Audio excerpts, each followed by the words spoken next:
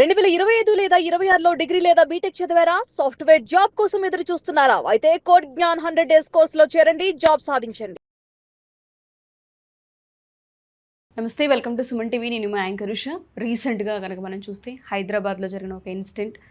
ఒక ఏడాదిన్నర పిల్లగాడిని అంటే నా ప్రేమను రిజెక్ట్ చేసిందన్న కారణంతో ప్రేమించిన అతనే బాబుకి చాక్లెట్స్ కొనిస్తానని బయటకు తీసుకెళ్ళి ఆ పిల్లోడిని అతి కిరాతకంగా నేలకేసి కొట్టిన ఆ వీడియోని మనం చూస్తూనే ఉన్నాం. వీలైతే టెలికాస్ట్ చేసే ప్రయత్నం మేము చేస్తాము.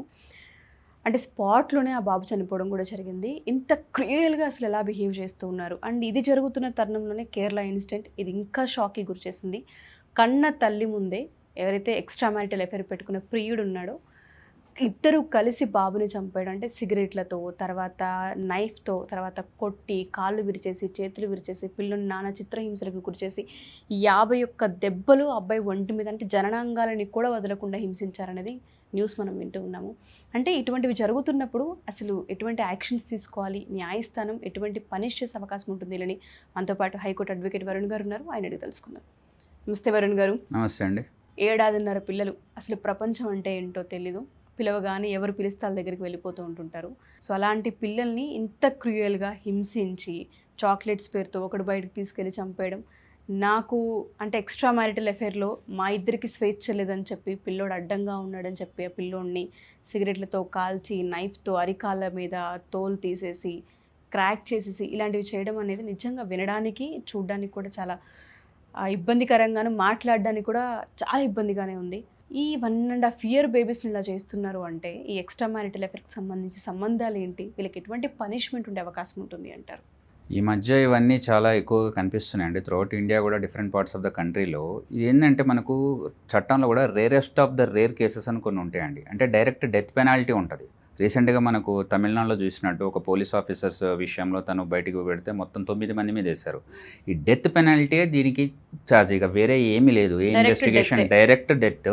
అండ్ అది కూడా ఏళ్ల తరబడి మళ్ళీ బెయిల్ ఇస్ ద రూల్ అని చెప్పి మళ్ళీ బెయిల్ చేయడం ఇవన్నీ కూడా చేయొద్దు. ఎగ్జాక్ట్లీ. ఎందుకంటే అక్కడ ఇప్పుడు దిశ ఇన్సిడెంట్ మనకు జరిగిందండి. ఎంతో షార్ట్ టైంలో మనకు యాక్షన్ తీసుకున్నారు. ఎందుకంటే వాళ్ళపైన మనము ఆలోచన చేయడానికి లేదు, వాళ్ళకి ఛాన్స్ ఇవ్వద్దు. ఏంటంటే మెయిన్గా పనిష్మెంట్ ఇచ్చే ముఖ్య ఉద్దేశం కూడా వేరే ఎవరైనా ఇలాంటి తప్పులు చేయడానికి దడుచుకోవాలి, వాడు భయపడాలి, అమ్మో అసలు ఆలోచన థాటే రావద్దు. ఓకే, అట్లాంటి పనిష్మెంట్స్ ఇస్తే సొసైటీలో ఒక హెల్దీ అట్మాస్ఫియర్ ఉంటుంది. ఇప్పుడు మనం చూస్తే ఇప్పుడు ఈ మధ్య కూడా ఈ అఫైర్స్ అని ఏదో బెంగళూరు లాంటి సిటీస్లో ఒక 4 ఒకడికి అఫైర్ ఉందని చెప్పి, ఎక్స్ట్రా మ్యారిటల్ అఫైర్స్ ఇంకా 2 ఉందని చెప్పి, బాడీ కౌంట్ అంత కొత్త పదాలు అంటే 50 మెంబర్స్ని వాళ్ళు మార్చారు కపుల్స్గా ఫిజికల్ రిలేషన్స్కి. ఏదో ఐటీ అనో ఇంకా ఇట్లా అని కల్చర్, పబ్ కల్చర్ ఇవన్నీ వచ్చినాక. బట్ ఒక్కటి ఆలోచించాలి, మోరల్స్ ఎథిక్స్ అనేవి ఉన్నాయి ఆ సమాజంలో. ఇవన్నీ ఓవర్ అయిపోయినాయి. వీళ్ళకి ఒకవేళ పెళ్ళైన పిల్లలు ఉన్నారనుకోండి, ఖచ్చితంగా వాళ్ళని అడ్డుకు తొలగించుకుంటున్నారు. ఇప్పుడు ముషీరాబాద్లోకి ఇన్సిడెంట్, కేరళలోకి ఇన్సిడెంట్, ఉత్తరప్రదేశ్లో కూడా ఇన్సిడెంట్. ఇవన్నీ ఈ మధ్య అసలు మన కంట్రీ ఎడిపోతుంది. భారతదేశం అంటే ఎంతో ఉన్నత విలువలు కలిగింది. బయట కంట్రీస్ కూడా ఎంతో రెస్పెక్ట్ ఇస్తారు మన కల్చర్కి. ఇలాంటి వాళ్ళు ఎలా తయారవుతారు? అసలు మీరు చెప్తుంటే కూడా 51 times వాడు దెబ్బలు వేశారంటే ఆ చంటి పిల్లోడు వీడికి ఏం చేశాడని? ఒకవేళ వాడు అడ్డొస్తే వాడిని ఎక్కడన్నా ఇది చైల్డ్ రీహాబిలిటేషన్ సెంటరో లేకపోతే అనాథాశ్రమాలకు వేరే ఏదైనా ఆప్షన్ కూడా దత్తక తీసుకోవడానికి ఉన్నారు. వీళ్ళ దేశంలో ఎంతోమందికి పిల్లలు లేక IVF సెంటర్లు తిరుగుతున్నారు. వాళ్ళనే తీసుకునేవాళ్ళు కదా. అంటే నీకు అంత పగ ఎందుకు ఓ చిన్న పిల్లోడి మీద? నీకు అంత ధైర్యం ఉంటే వాళ్ళ హస్బెండ్ మీద చూపించేది ఉండే. కనీసం వాళ్ళు పెద్దోడు, వాడు లైఫ్ చూశాడు కదా. ఓ 1.5 పిల్లోడు ఏం చేశాడు? ఇక్కడ కూడా 9 సార్లు నెలకేసి బాది అసలు విజువల్స్ చూడడానికన్నా దాని గురించి మాట్లాడడానికన్నా ఎటుపోతుంది జనం సమాజం అనిపిస్తుంది. చాలా అసలు ఫస్ట్ ఆశ్చర్యం, వాడు అలా ఎలా చేయగలుగుతాడు?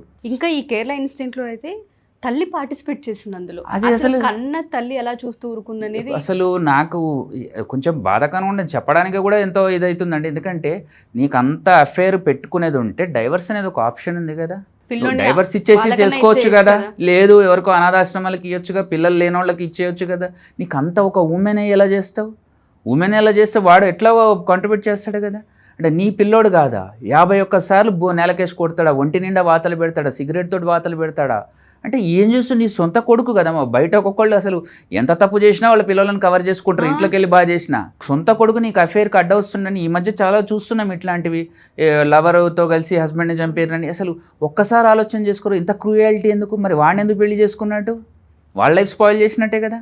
నీ సొంత కొడుకుని అన్నిసార్లు బాది వాడు ఇంజెక్షన్ అది సిగరెట్లు పెట్టి ఒంటి నిండా చేసి బాడీ మొత్తం అసలు ఎంత డ్యామేజ్ చేసి నలిపేసి వాడు ఒక నేలకేసి కొట్టి నీ కళ్ళ ముందు కన్న కొడుకుని చేస్తే నువ్వు ఎందుకు ఆగాల్సి వచ్చింది?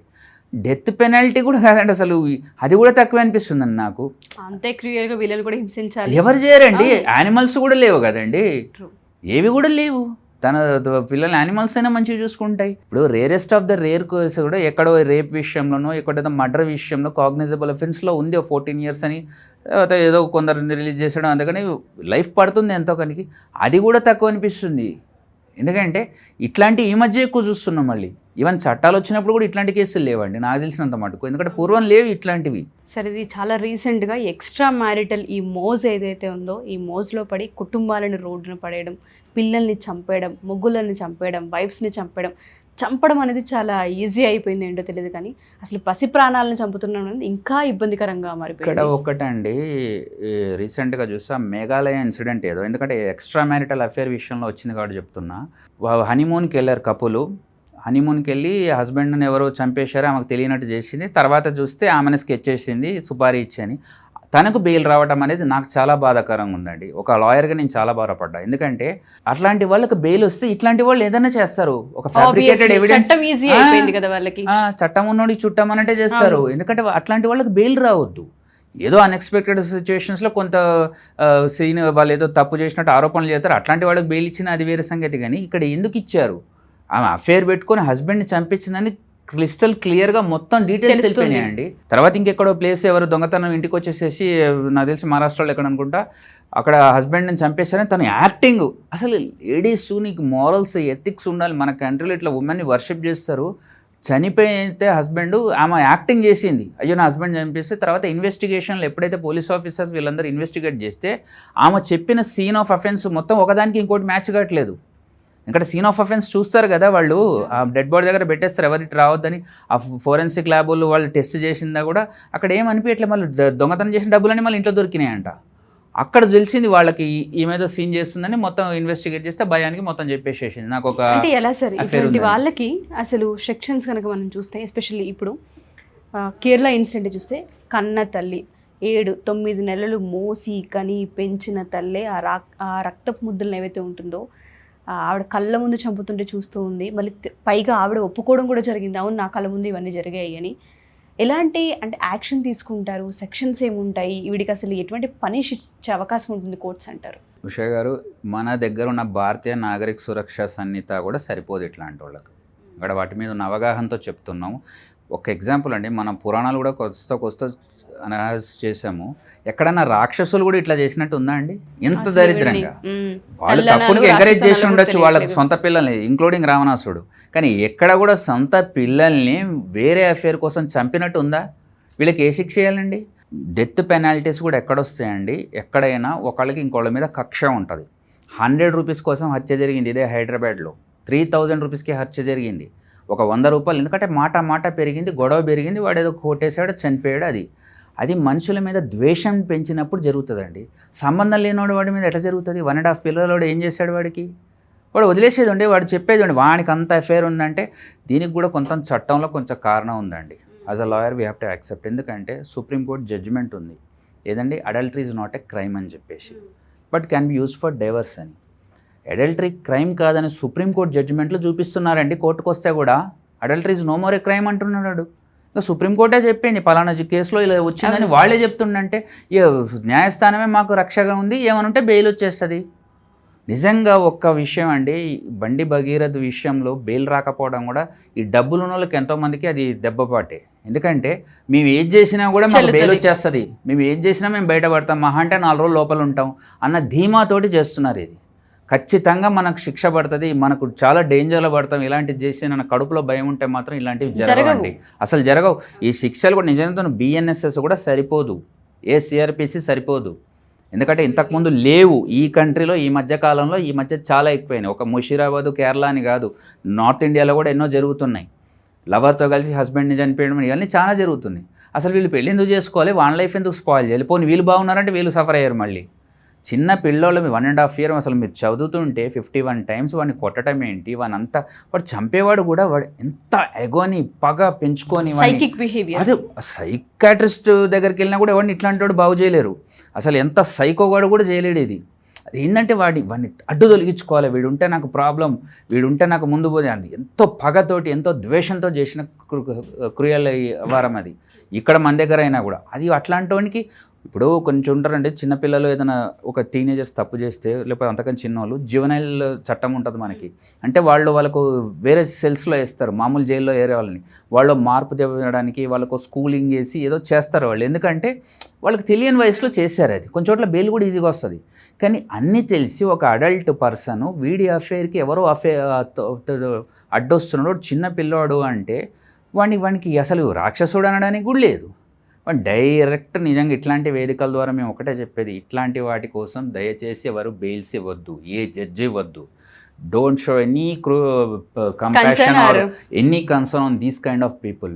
అండ్ ఇట్లాంటి ఎందుకంటే సుమన్ టీవీకి ఉన్న వ్యూవర్షిప్కి చెప్తున్నాము, ఇట్లాంటి వాటికి బెయిల్స్ ఇస్తే మాత్రం ఖచ్చితంగా ఇంకొకరిని ఎంకరేజ్ చేసినట్టు వస్తున్నారు. వాస్తవానికి సుప్రీంకోర్టు అడల్టరీ క్రైమ్ అని చెప్పడం వల్ల ఎంతోమంది సొసైటీలు జరిగింది. ఆ మేఘాలయ ఇన్సిడెంట్, ఆ అమ్మాయికి బెయిల్ వచ్చింది, హస్బెండ్ని చంపించిన దానికి బెయిల్ వచ్చిందండి. బెయిల్ వచ్చినప్పుడు వీళ్ళు ఆగుతారా? వీడియో పెద్ద లాయర్ని పెట్టుకొని బయటికి రావచ్చు అనుకుంటాడు. ఇలాంటివి కూడా ఎంతోమందిని ఎంకరేజ్ చేస్తుంది ఇండైరెక్ట్గా. వాళ్ళు ఏదో కేసులు ఉండొచ్చు కానీ సర్క్యులేట్ అవుతున్న న్యూస్ వాళ్ళకు ధీమా ఎట్లాగో బయటకు వస్తాం వాళ్ళ డబ్బులు ఉంటే. ఇలాంటివి ఉండొద్దు. డెత్ పెనాల్టీ అనేది right punishment, no more thinking అంతే. ఖచ్చితంగా చంటి పిల్లోని వాడు చంపినందుకు వాడిని ఉరిదీయాల్సిందే. మళ్ళీ దానికి ట్రయల్స్ ఇవన్నీ కూడా అవసరం లేదు. దిశ ఇన్సిడెంట్లో I appreciate the government that which has done with in short time. ఇక్కడ వాడు చేసింది ఏంటి, దానికి ఆ ఎక్స్ప్లెనేషన్ కథం ఎన్కౌంటర్. అట్లాంటివి తీసుకుంటేనే కనీసం సమాజంలో కొంచెం ఇలాంటివి హెల్దీ అట్మాస్ఫియర్ దేవుడెరుగు ఇలాంటివి చూడడం కనీసం. ఎగ్జాక్ట్లీ ఇట్లాంటివి ఎక్కడో కొన్ని చోట్ల ఏదో మాట వచ్చేసింది, వాడు కొట్టేశారు ఏదో చేశారు అట్లాంటి వాడికి బెయిల్ చేస్తాం. లేకపోతే ఇంకోటి దానికి వీడి పర్సనల్ అఫేర్ కోసం చింటి పిల్లాడు అడ్డొచ్చాడని వాడిని చితకబాది చంపడం ఏంటి, మళ్ళీ ఇవన్నీ ఇంకా చాలా వినటం ఏంటి, మళ్ళీ వీళ్ళకు బెయిల్స్ ఏంటి, వీళ్ళకు rarest of the rare cases కూడా పనికిరాదు. డైరెక్ట్ డెత్ పెనాల్టీ ఇచ్చేయడం అంతే. నెక్స్ట్ టైం ఇంకోటి చేయడాలంటే దడుచుకోవాలి. మళ్ళీ ఎఫ్ఐఆర్ అంటే వద్దులేరు దేవుడో నన్ను బతకనీయరని చెప్పేసి ఆ భయం ఉండాలి. అది చట్టాలు చేయాలి తప్ప మిగతా there should not be any compassion. Thanks for the information sir. మీరు ఏదైతే మోటో చెప్పారో అవే జరగాలి, అటువంటి చట్టాలు రావాలని కోరుకుందాం. థ్యాంక్ యూ వరుణ్ గారు, థ్యాంక్ యూ సో మచ్.